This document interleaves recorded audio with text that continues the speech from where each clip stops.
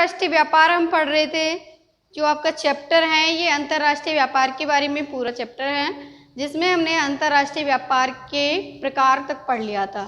2 प्रकार पढ़े थे, द्विपार्श्विक व्यापार और बहुपार्श्विक व्यापार।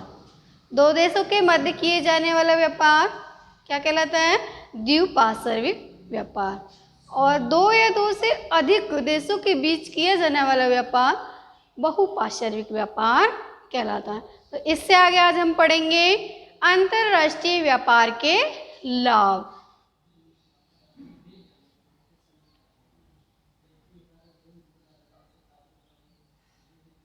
अंतर्राष्ट्रीय व्यापार के लाभ, यानी अंतर्राष्ट्रीय व्यापार करने के हमें क्या क्या लाभ हैं, प्रत्येक देश को क्या मुनाफा होता है, क्या फायदे हैं उसके। तो देखिए, पहला पॉइंट है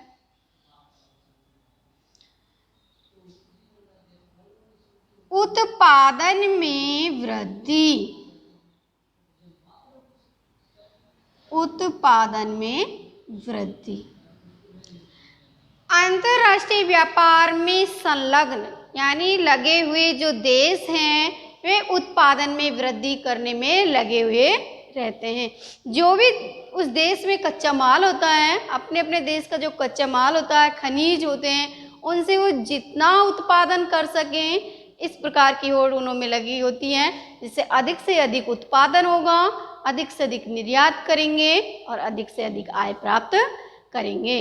तो इससे उत्पादन में वृद्धि का अंतर्राष्ट्रीय व्यापार से हमें लाभ है। नेक्स्ट है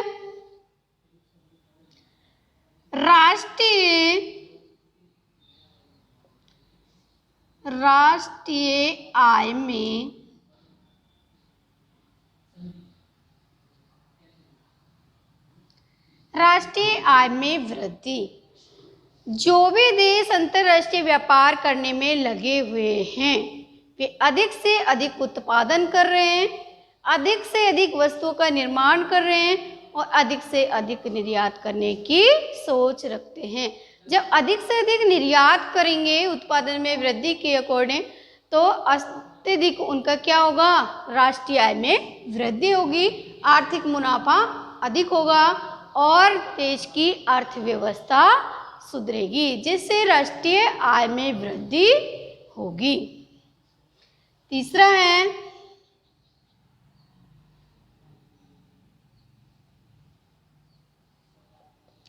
अतिरेक का निर्गम। अतिरेक का निर्गम। व्यापार से पहले, अंतर्राष्ट्रीय व्यापार से पहले किसी न किसी देश में कोई ना कोई चीज व्यर्थ पड़ी रहती है, जैसे कि बंजर भूमि, श्रम। बहुत से लोग बेरोजगार होते हैं, उत्पादन नहीं करते हैं, कोई काम नहीं करते हैं। जैसे ही लोग अंतर्राष्ट्रीय व्यापार करने लगते हैं तो उनमें एक तरह से होड़ लग जाती है, प्रतिस्पर्धा, अधिक से अधिक उत्पादन करने की। तो जितना अधिक उत्पादन करेंगे उतना ही अधिक निर्यात करेंगे और मुनाफा प्राप्त करेंगे। तो ऐसे ही व्यर्थ पड़े हुए भूमि, श्रम आदि का जब काम में लिए जाने लगता है तो अत्यधिक उनको उत्पादन होता है। प्रत्येक देश अपनी आवश्यकताओं की पूर्ति करने के बाद जब बचे हुए माल को निर्यात करता है तो उसे क्या कहेंगे? अतिरेक का निर्गम। क्योंकि जो व्यर्थ भूमि पड़ी थी उस पर भी अब क्या होने लगी है? कृषि होने लगी है। तो अत्यधिक क्या होगा? उत्पादन अधिक होगा, खाद्यान्न की पूर्ति होगी। तो अपने देश की खाद्यान्न की पूर्ति होने के बाद बचे हुए खाद्यान्न को जब हम निर्यात करते हैं तो इससे प्रत्येक देश को आय प्राप्त होती है। अतिरेक का निर्गम ये लोग करते हैं। नेक्स्ट है कुशलताओं का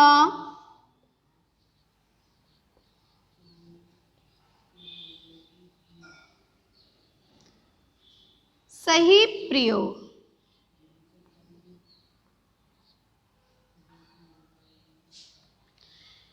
प्रत्येक देश जिन संसाधनों को बनाने में कुशल होते हैं वे अपने श्रम के विशिष्टीकरण के द्वारा उन्हीं चीज़ों का उत्पादन करते हैं जिनमें कि वे दक्ष होते हैं। अच्छे से बहुत कम लागत पर जिनको तैयार किया जा सकता है, ऐसी वस्तुओं का वो उत्पादन करते हैं जिससे कुशलताओं का सही प्रयोग पर काम किया जा रहा है। नेक्स्ट है श्रम का विभाजन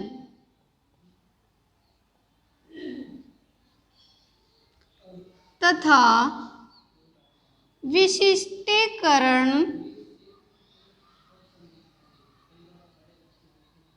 विशिष्टीकरण का लाभ। अंतर्राष्ट्रीय व्यापार में संलग्न लगे हुए देश अधिक से अधिक उत्पादन करके श्रम के द्वारा अधिक से अधिक अपनी कुशलताओं का प्रयोग करके उत्पादन को बढ़ाते हैं और मुनाफा प्राप्त करते हैं।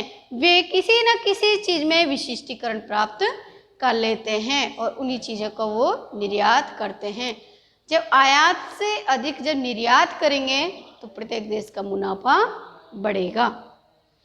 नेक्स्ट है बाजारों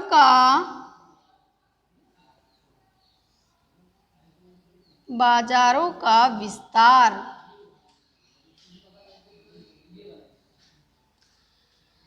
जब हम उत्पादन अधिक करेंगे तो उत्पादित माल की खपत कहाँ होगी? बाजारों में।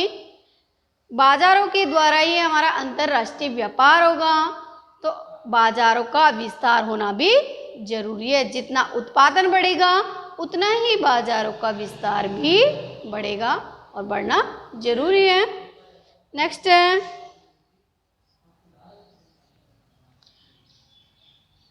बड़े पैमाने पर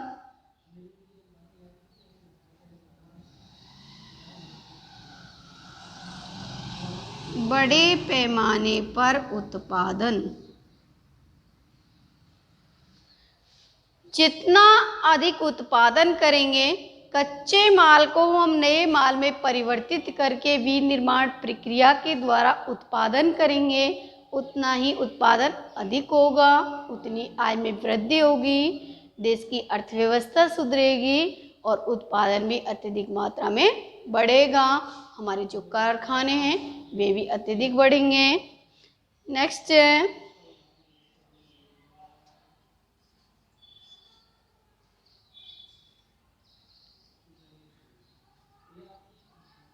वस्तुओं व सेवाओं की उपलब्धता। वस्तुओं व सेवाओं की उपलब्धता, जो चीज़ें, जो वस्तुएं किसी दूसरे देश में उत्पादित नहीं होती हैं, वे अंतर्राष्ट्रीय व्यापार के आयात निर्यात के द्वारा प्रत्येक देश प्राप्त कर लेता है। जिस चीज़ की किसी चीज़ की आवश्यकता है वे दूसरे देश से मंगवा सकता है। मानो किसी देश में तो क्या है, मसाले उत्पादित होते हैं, किसी देश में खाद्यान्न वाले अनाज उत्पन्न होते हैं, तो वो एक दूसरे से आयात निर्यात करके अंतर्राष्ट्रीय व्यापार के द्वारा प्रत्येक देश का नागरिक उस चीज़ को उपलब्ध कर सकता है, काम में ले सकता है।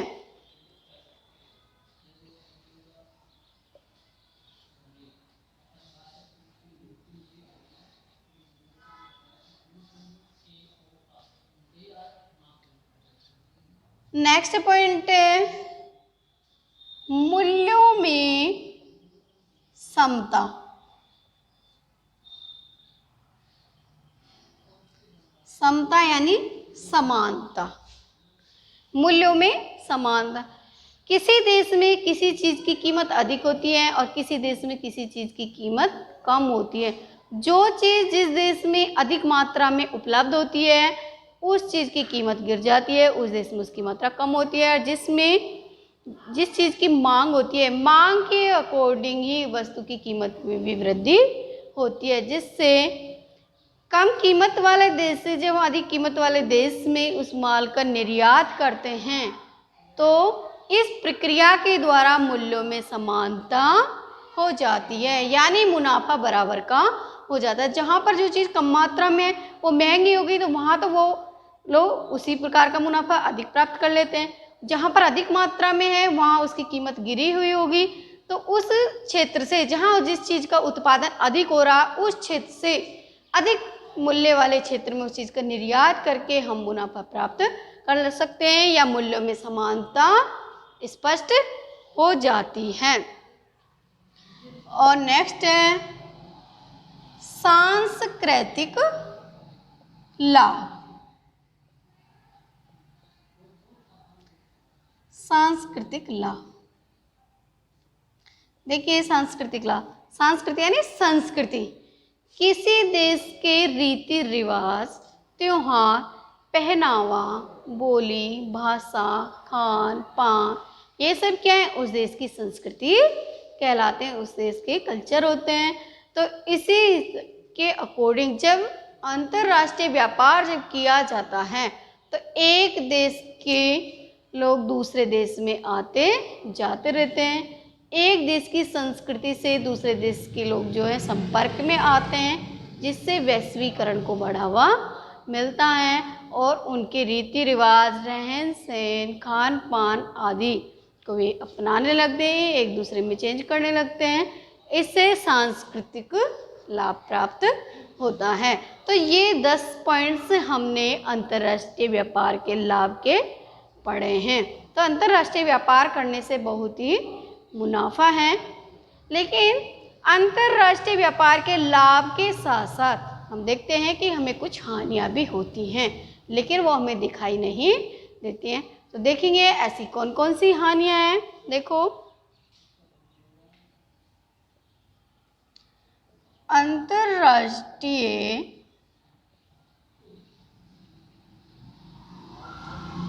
व्यापार की हानियां, तो हम देखेंगे कि लाभ के साथ साथ कुछ हानियां भी हैं। तो वे हानियां क्या क्या हैं, देखो इसका भी पहला पॉइंट आप देखोगे,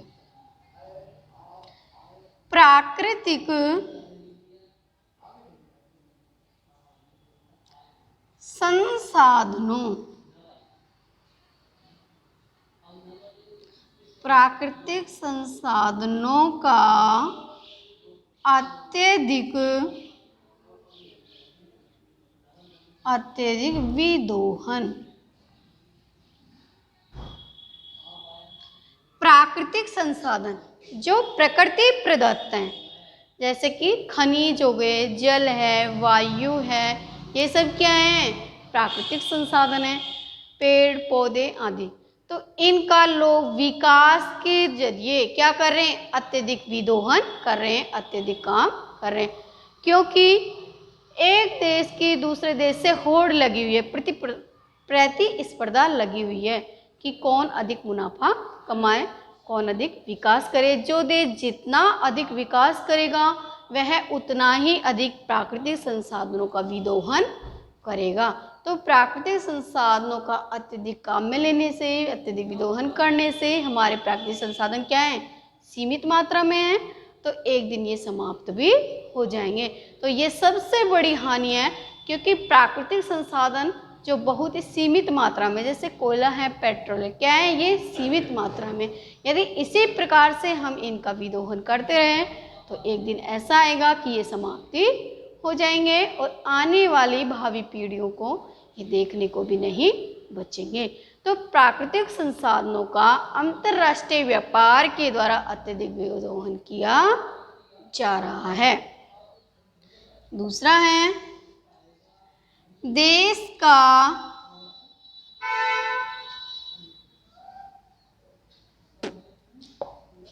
एकांकी विकास।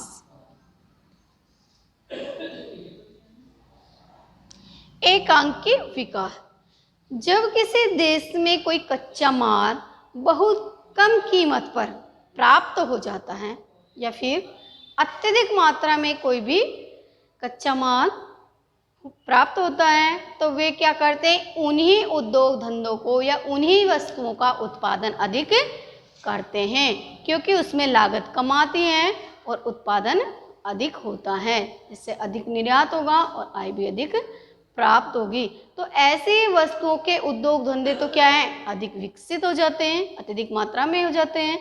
और कुछ ऐसी चीज़ें जो व्यर्थ ही पड़ी रह जाती हैं, क्योंकि वो महंगे होते हैं और उनका उत्पादन भी क्या है, कम मात्रा में हो पाता है, जिसके कारण देश के उद्योग धंधों का क्या है, एकांकी विकास होता है। उद्योग धंधों के साथ देश का विकास भी एकांकी रूप से होगा, यानी एक ही चीज का, एक ही प्रकार के उद्योग धंधों का विकास अधिक होगा। तो ये भी एक अंतर्राष्ट्रीय व्यापार से हानि है। नेक्स्ट है दूसरों पर निर्भरता। दूसरों पर निर्भरता बढ़ना।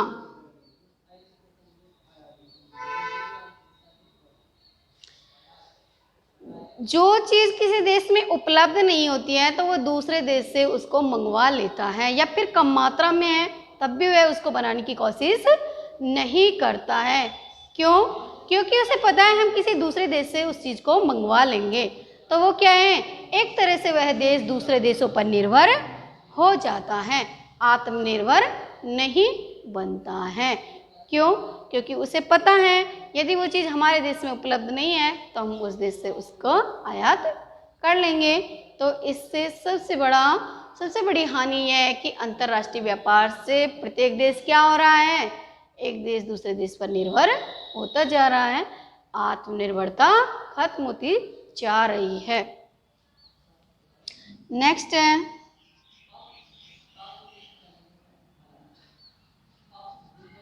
विदेशी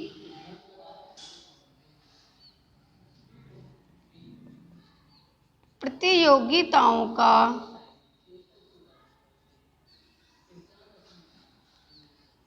प्रतिकूल प्रभाव। जब किसी देश की कंपनी किसी दूसरे देश के कच्चे माल के आधार पर वहां पर अपनी कंपनी स्थापित कर लेती है तो उस देश के बहुत सारे उद्योग धंधे नष्ट हो जाते हैं।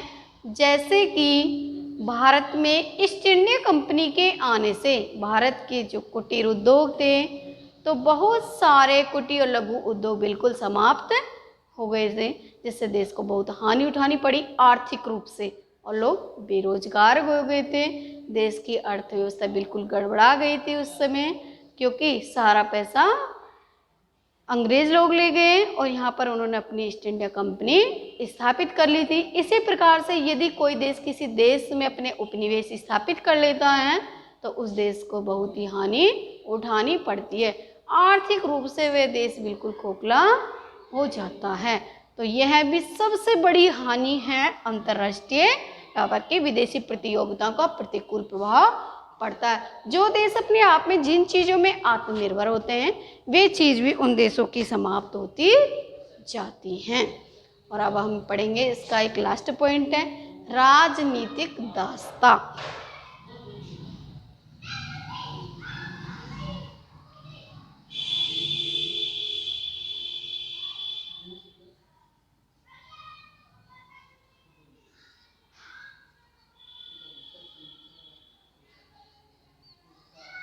राजनीतिक दासता, जो पूंजीवादी देश होते हैं, जो पैसे वाले देश होते हैं या विकसित देश होते हैं, वे छोटे और कमजोर देशों को एक तरह से दबा लेते हैं। वे वहां पर व्यापार करने की दृष्टि से आते हैं और धीरे धीरे उनके संसाधनों पर अपना आधिपत्य जमाने लगते हैं। यानी पूंजीवादी देश यानी बड़े देश छोटे कमजोर निर्बल देशों को क्या कर लेते हैं, अपना दास बना लेते हैं। तो ये क्या है, एक तरह से राजनीतिक दासता। आए तो क्या, व्यापार करने के लिए और उनके संसाधनों पर भी अपना हक जमाने लगते हैं। तो ये देश को अंतर्राष्ट्रीय व्यापार करने से सबसे बड़ी हानि होती है। 5 पॉइंट्स हमने इसके हानि के पढ़े हैं। प्राकृतिक संसाधनों का अत्यधिक विदोहन, देश का एकांकी विकास, दूसरों पर निर्भरता बढ़ना, विदेशी प्रतियोगिता का प्रतिकूल प्रभाव और राजनीतिक दासता। ये तो है इसके हानि के। और 10 पढ़े थे हमने लाभ के। तो अगला टॉपिक अभी इसी चैप्टर का अंतर्राष्ट्रीय व्यापार का हम कल पढ़ेंगे। कौन से हमारे अंतर्राष्ट्रीय संस्था हैं जो व्यापार करने में संलग्न है, आगे बढ़ावा देती हैं, उनके बारे में हम कल पढ़ेंगे।